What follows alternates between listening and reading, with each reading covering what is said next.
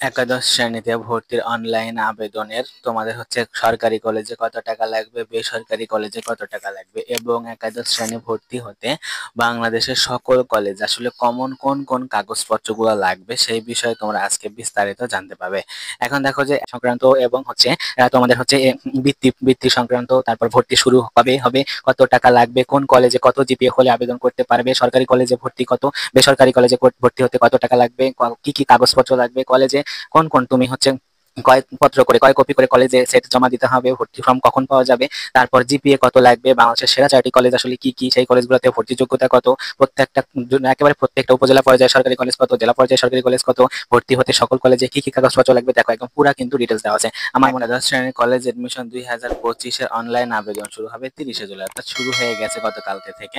তো সেই ক্ষেত্রে পরীক্ষার ফি 220 টাকা এবং প্রথম পর্যায়ের আবেদন চলবে 30শে জুলাই থেকে 11ই আগস্ট পর্যন্ত।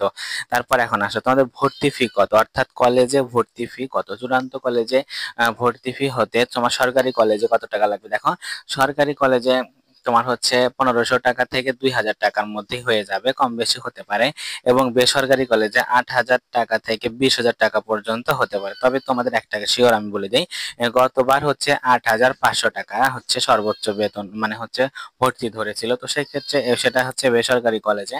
তো 8-10 হাজারের বেশি হবে না, তবে সেক্ষেত্রে এটা তোমার মাথায় রাখবে।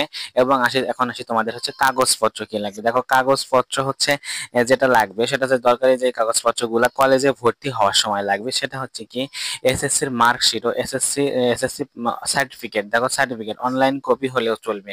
এখন তোমাদের সার্টিফিকেট আসছে কি না সেটা এখন বিষয় নাই, সেটা দেখো মার্কশিট যেটা তোমাদের এটা কিন্তু মাস্ট লাগবেই।